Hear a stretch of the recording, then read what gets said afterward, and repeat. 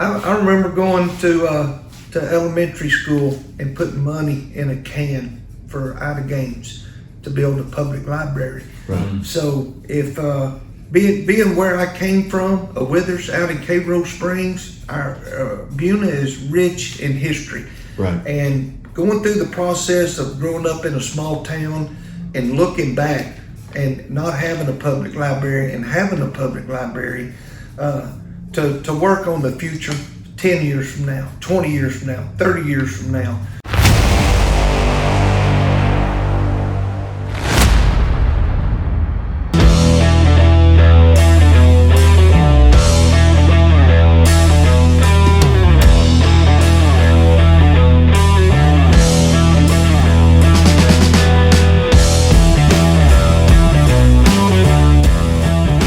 You are listening to Not on the Payroll right here at notonthepayroll.com. You can check us out at Facebook. You can check us out at YouTube. You can also check us out at Rumble. In case you're wondering where to go, just look for our mascot, the gorilla with the red headphones, and you will have found us. We've got a lot of interviews coming up, a lot of news coming up, a lot of collaborations, a lot of organization, we'll say. This morning we have the benefit of sitting down with a couple of gentlemen, but we're going to start with Mr. Will Withers. He is not what I would call unknown in this community down here in the south end of the county, down here in Buna. Now you are an insurance agent for farm. Self-employed Withers Farmers for Withers Farmers Insurance. So, and you've been here forever. I grew up, born here in Buna, and my whole life went to school here, and love it. So you're what we would call a local then. Oh yes, very much a local. In case you don't know where he's at, if you turn right here at 96 and 62, and you don't see him, you actually just turn right around. If you're on 62 and you're headed out toward, I guess it's Mauriceville and all that area. You just turn around and look behind you. There he is. He's been here for years. Matter of fact, I grew up here and graduated from Buna, and I think he was here at that point. Mm-hmm. So,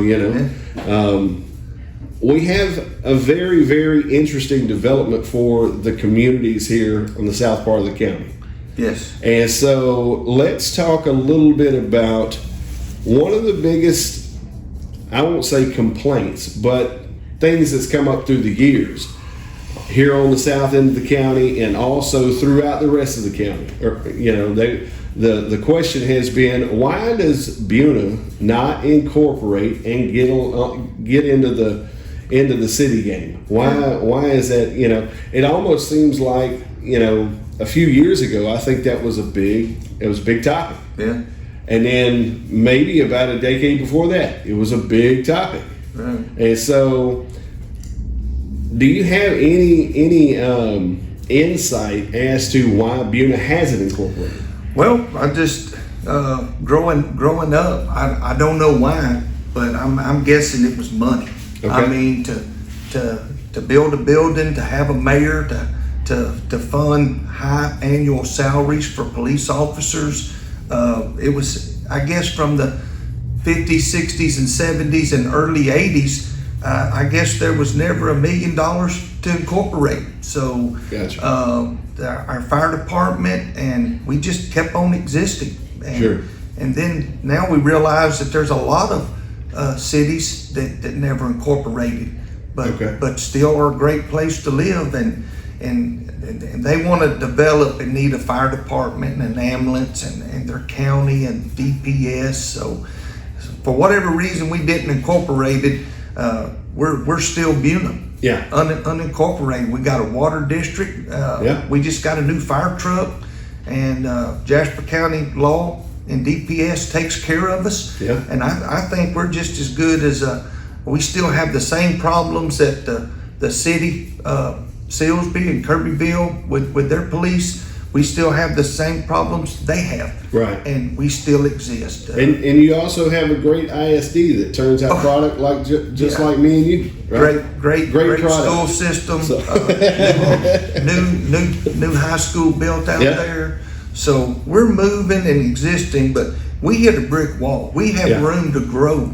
Right. So me and John got together, and it's just a blessing how these doors started open and learning there in Jasper with Eddie Hopkins about economic development, and it has hit us 100 miles an hour. Yeah. So we are enjoying our new position and moving forward despite not being unincorporated. We can grow and exist with the same benefits as incorporated towns without being incorporated. Well, see, that's an interesting point right there, because I don't think a lot of people know that. No. I think this is going to be like a revelation for most cities or most towns that aren't incorporated. I call it the Eeyore effect. We're not incorporated. We're not going to benefit. Right. And that's not true. We can grow and be stronger for in Buna, in South Jasper County, for Buna and Evendale, whether we're incorporated or not. We got a new fire truck. We have an ambulance now. Right. We're doing the best we can, and it's going to get better. Okay, so let's talk a little bit about the LLC that you guys just set up. Okay. Now, from what I'm understanding, you guys have set up the Buna Regional Economic Development LLC. Correct. Okay. So that is going to be specific to a region. It's not going to be like JEDCO or something like this. Mm-hmm. This is going to be a rural type of setup, economic development setup, right? Right. And that right there can take the place of incorporation in a lot of ways, correct? Correct. We followed the same requirements out of Governor Abbott's office as the city council of anywhere. Okay. Jasper, Lufkin, Dallas, Houston, and they go after economic development, and we following the same requirements to work leads from Governor Abbott's office, just like a big city council. Okay, so basically, to put it in layman's terms, normally you have a city council that shows a hierarchy of sorts of authority and those types of things. Buna specifically won't have that. Buna will have this economic development, this rural economic development LLC, and what it will be able to do is act as proxy far as going out and finding monies that need to come in or grants that need to come in for different building projects or different growth projects. Right. It's amazing. It's so wide. It could be for an individual wanting to come and purchase a home here to an industrial plant. Okay. In our town or in our county. Okay. So working the leads and submitting the bid, which we'll get into later, it's such a broad spectrum of somebody coming in, and growth is going to help our tax base at home in Gist, in Cairo Springs, in Evendale. Right. It's working hard for our yard in our town, and our south end of the county is our specific direction. Okay. So specific to that, now you guys have already started putting some things together. Whew, man, it's exciting. So what are we looking at? What are you guys? I mean, are you at liberty to say? Wait, we are. I'm gonna let John describe our project and our bid that turned in. He wrote the bid, and there were a lot of hands that helped, and it were just blessings of open doors to get the lead and submit a bid, and it's really exciting, and it's the first of many to come. Very cool. All right, so we're sitting here with Mr. John Hargrove, who is not. He's not an implant. You're kind of an implant, but I mean, years ago you moved here at some point, right? No, I was born and raised here. You was born and raised here, so you're local as me and Mr. Witherspoon then. Yeah. So, having said that, you have we've interviewed you before, specific to electrifying, your work with electrify and whatnot. But this right here is really kind of an interesting little transition here because there have been talks for years about incorporation or what to do with Buna and what to do with the communities, but as everything continues to grow, Texas obviously has got a huge growth up curve. Jasper's kind of receiving some of that. Jasper County is receiving some of that specifically, but and as our plants and refineries actually continue to grow and build, obviously you're going to have a lot of spillover of people over into Jasper County, Newton County, and even some of the other surrounding counties. But let's talk specifically with what you guys are doing with the Buna Regional Economic Development LLC. That thing has come together to basically kind of be the spearhead, if you will, for bringing some economic development opportunities into south end of the county. Is that correct? That is correct. Okay. So right now you guys have moved forward with presenting a proposal. Is that correct? That is correct. Okay. What is that about? I mean, I think, what is it called here? Project Shooting Star? Yeah. So Okay. there.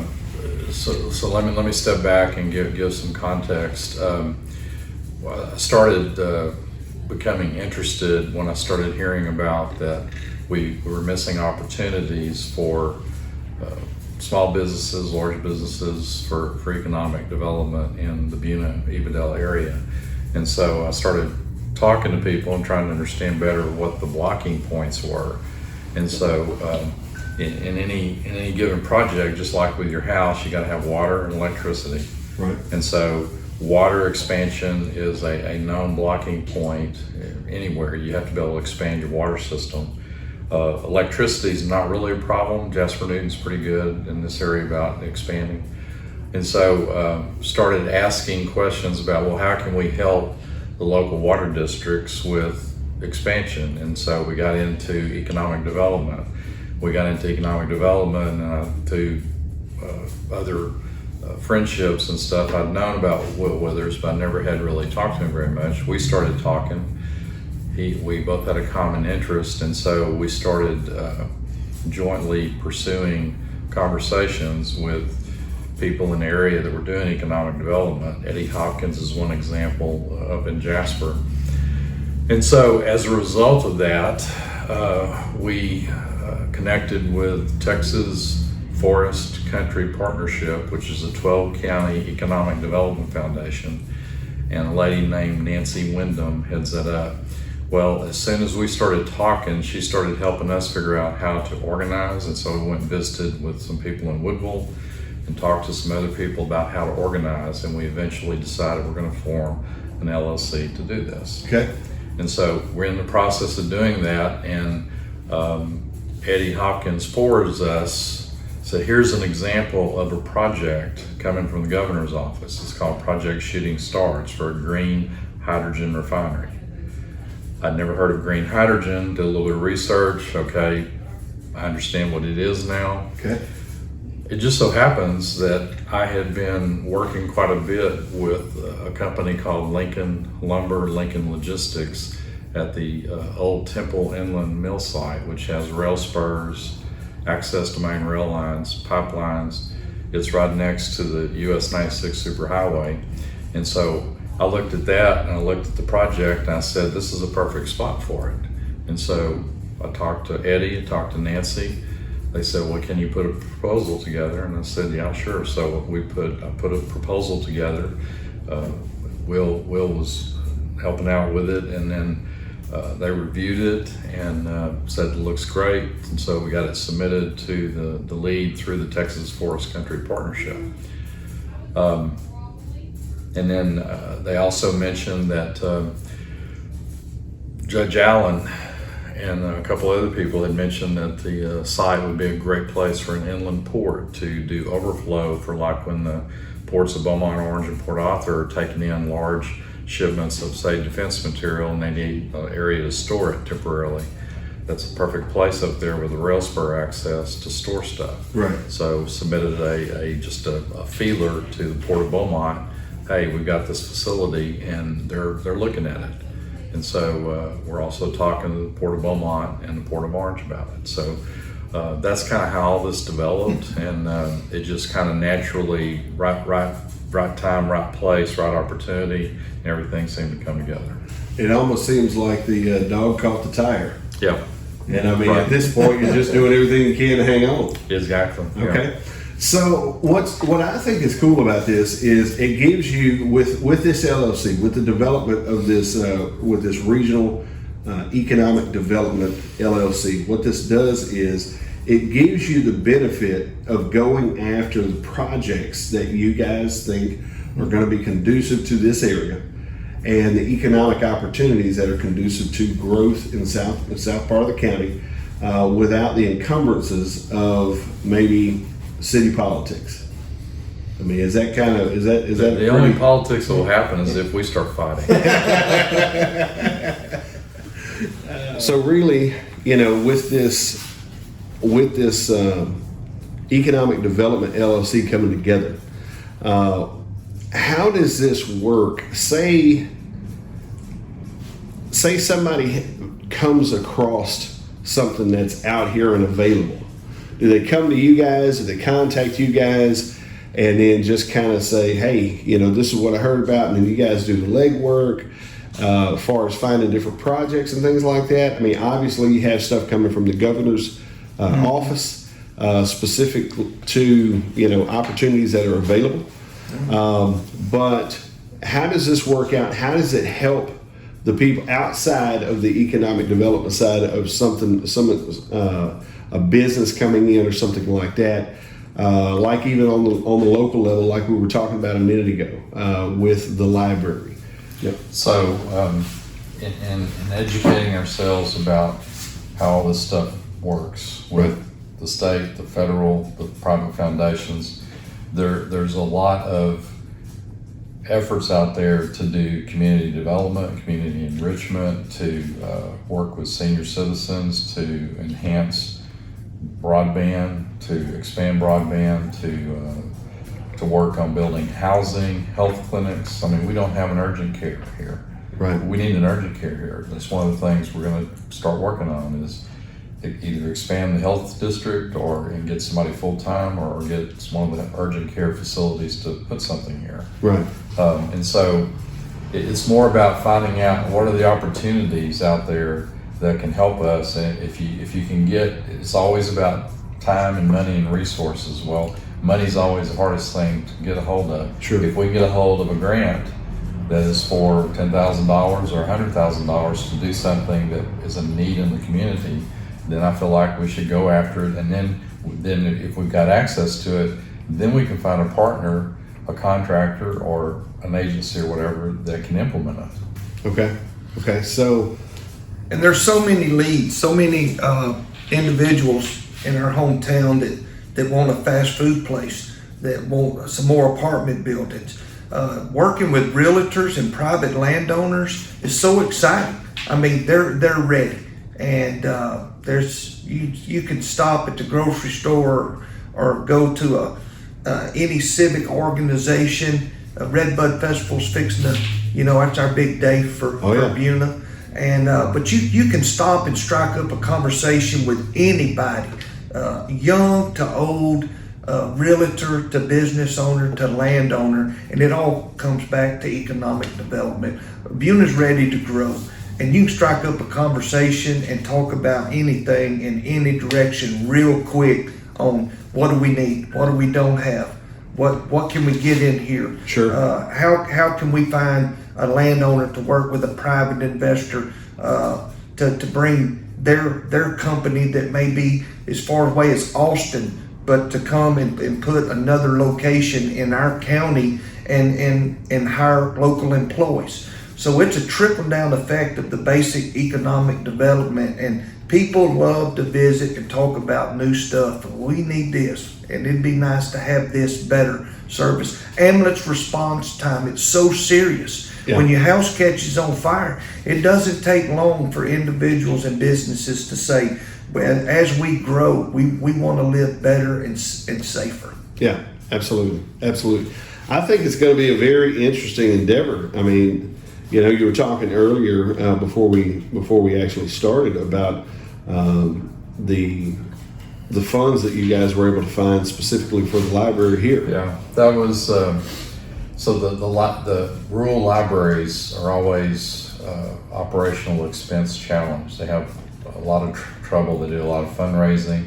They depend on they're not supported by a entities' tax funds. Right. So that they get gifts of goodwill from, like, the county will provide funds. They'll work out bartering deals with the school district to rent part of their facility for overflow classes, and so that's how they make their ends meet. And then they sell barbecue and do fundraisers and stuff. Right. And so one of the things that's happening to rural libraries is we're now in the digital age, and so they need additional help to get into the digital content and literacy training and such as that. And so the Temple Foundation set aside several $1 million to do a cohort of half a dozen libraries in East Texas.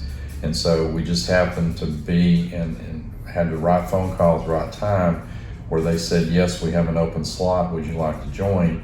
Here's $40,000. We filled out the application. Now we're part of that cohort. We're going to do some digital enhancements to the infrastructure of the library. Wow.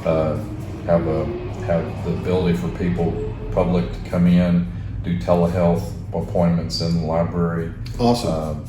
That's great, man. Public Wi-Fi, all that kind of stuff. That's going to be awesome because, I mean, you know, I know that the local libraries and stuff are constantly being used, and to help them to be able to bridge the gap between, I guess you would say, analog and digital world, or the paperback, paperback and hardback, all the way over to figuring out, the Google process and like you say, telehealth. I mean, because that's going to be a huge resource for folks who don't have anything here locally, and that could actually prevent people having to drive to some of these other cities. Oh man, that's going to be awesome. Yeah. That'll be a good thing. So, okay, let's talk just a little bit, because I know we touched on it briefly, but let's talk specifically about this project Shooting Star. What you guys are thinking. We know this is a proposal phase, and they're going to look at the proposal, see if it kind of fits their needs and that type of thing. But explain a little bit about what you found out specifically to green hydrogen. Is that right? Yeah, so there's several different types of green hydrogen, and I'm speaking out of very limited window. But green hydrogen is regarded as a more pure form that can be used for scientific, as well as if they're able to develop hydrogen fuel for cars and stuff, it would be something along those lines. And so it's there's, I think, half a dozen different versions of hydrogen. There's gray hydrogen, there's blue hydrogen, okay, all kinds of colors apparently. Wow. So they can be shipped as part of a natural gas pipeline in some cases, and so our pipeline infrastructure works well with that. The project information says it's around 200 jobs, so that's a $30 or $40 million investment. Yeah, that's going to go in. So. Yeah, absolutely. Is there anything, I mean, we've kind of touched on a lot of things. I think this is really exciting for the south end of the county. I mean, this is going to be, this has a potential to be very, very, very good. Is there anything specific that you guys want to put out? And we'll start with you, Mr. Withers. Is there anything that you want to put out to the people of the south part of the county? I remember going to elementary school and putting money in a can for out of games to build a public library. Right. So if being where I came from, Withers out in Cairo Springs, our Buna is rich in history. Right. And going through the process of growing up in a small town and looking back and not having a public library and having a public library, to work on the future 10 years from now, 20 years from now, 30 years from now, if that plant could come in and be bigger than the mill in Evendale. Right. I mean, and you talk about 200 families needing a place to live. It's going to affect the whole 2-county region. Yeah. And they're going to stop by the store and purchase stuff, and it's going to help buy bigger fire trucks and better ambulance service.